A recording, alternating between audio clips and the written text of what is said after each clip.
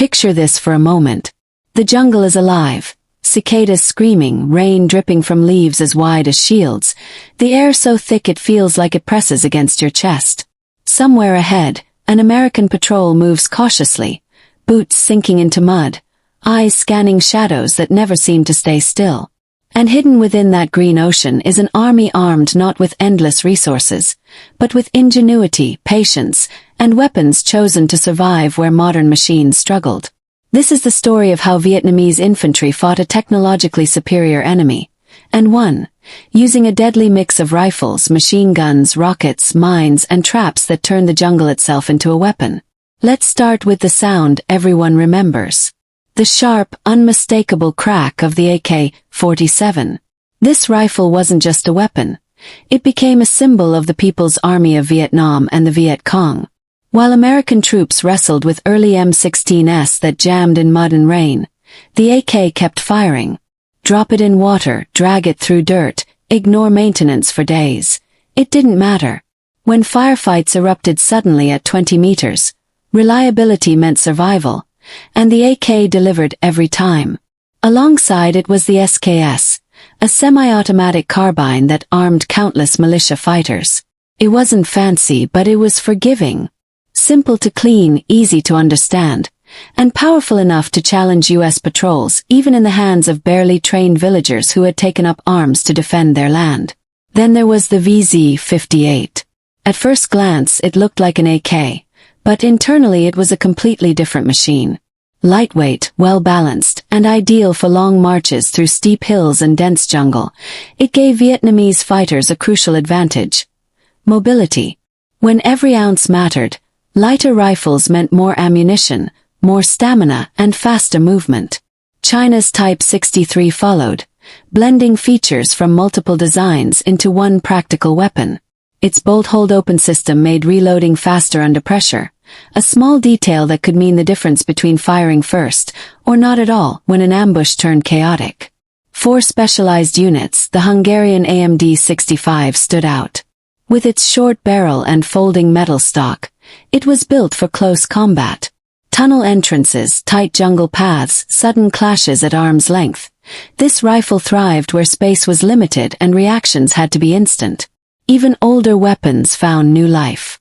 The Czech VZ-52, originally chambered in a unique cartridge, was later converted to standard ammunition to simplify logistics. And incredibly, the German Statewide, history's first true assault rifle, made its way into the conflict. Designed decades earlier, it still delivered deadly firepower in the steaming jungles of Southeast Asia. When battles collapsed into sudden, violent ambushes, submachine guns ruled. The locally modified K50 shortened and stripped down for jungle warfare, was built for hit-and-run attacks. It appeared out of nowhere, fired in a blur, and vanished before the smoke cleared. The P-41 was pure chaos in metal form. Its blistering rate of fire and massive drum magazine could flood a jungle trail with bullets in seconds. For American troops, the sound alone was terrifying, a sudden roar that meant you were already under attack. The PPS-43 followed, lighter and more compact, made from stamped steel and perfect for long marches through mountains to strike U.S. supply convoys. Yugoslav weapons like the M49/57 and M56 added to the mix, reliable, simple, and deadly in close quarters, with folding stocks and long magazines designed for concealment and surprise. Some weapons were almost futuristic. The Czech SA-23 used a telescoping bolt to keep its length short while maintaining balance. The tiny Scorpion machine pistol could be holstered, yet unleashed automatic fire in an instant. The Polish PM63 RK, with its unusual sliding mechanism, gave tank crews and special units compact firepower when space was tight. Even relics like the German MP40 returned to war, supplied as military aid. Its low recoil and steady fire rate made it effective in jungle skirmishes and urban fighting. Early Soviet designs like the PPD-34/40 rounded out an arsenal that spanned decades and continents. When sustained fire was needed, machine guns took center stage. The RPD light machine gun became the backbone of squad-level support, feeding from a 100-round belt stored in a drum, laying down suppressive fire that pinned American units in place. The RPK, essentially a heavier AK with a longer barrel, allowed prolonged firing without overheating. Locally produced versions ensured firepower even when foreign shipments slowed. Then came the PKM, widely regarded as one of the finest machine guns ever built. Light for its power, brutally reliable, and unstoppable even in heat, rain, and mud. Older designs still earned respect.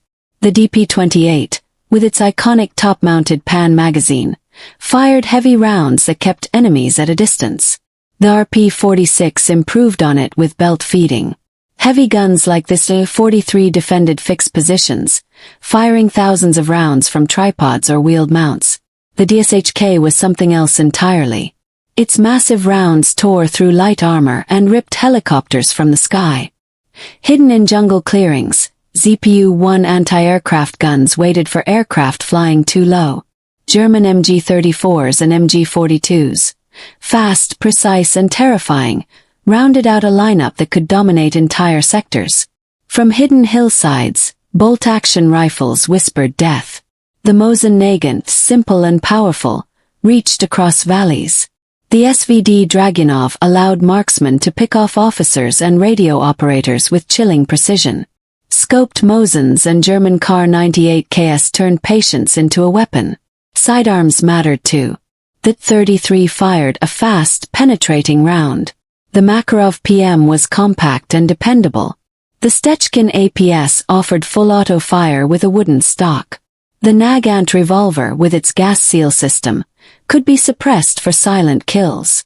Specialized pistols like the Chinese Type 67 with integrated silencers were built for one purpose: eliminating sentries without a sound. Against armor and fortifications, infantry carried rockets. The RPG-2 gave fighters a way to crack bunkers. The RPG-7, the B-41, became legendary, stalking American armored columns. Recoilless rifles like the B-10 and B-11 smashed fortified positions. SA-9 fired fin-stabilized rounds with deadly accuracy. Flamethrowers like the LPO-50 cleared bunkers in waves of fire.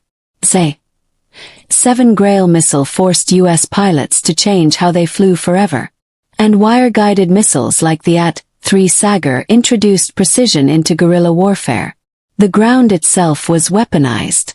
Fragmentation grenades, anti-tank grenades, directional mines, hidden explosives, and nearly invisible plastic mines slowed, wounded, and terrified patrols.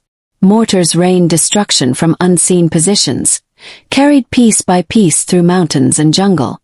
And when nothing else was available, there was bamboo. Zip guns built from scrap. Pungi stakes hidden beneath leaves, coated to infect wounds. Swinging bamboo maces triggered by tripwires, crushing anyone unlucky enough to trigger them. This wasn't just a war of firepower.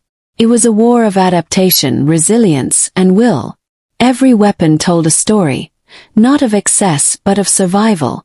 And in the end, it wasn't the most advanced arsenal that prevailed, but the one that belonged to the land, the people, and the relentless determination to never stop fighting.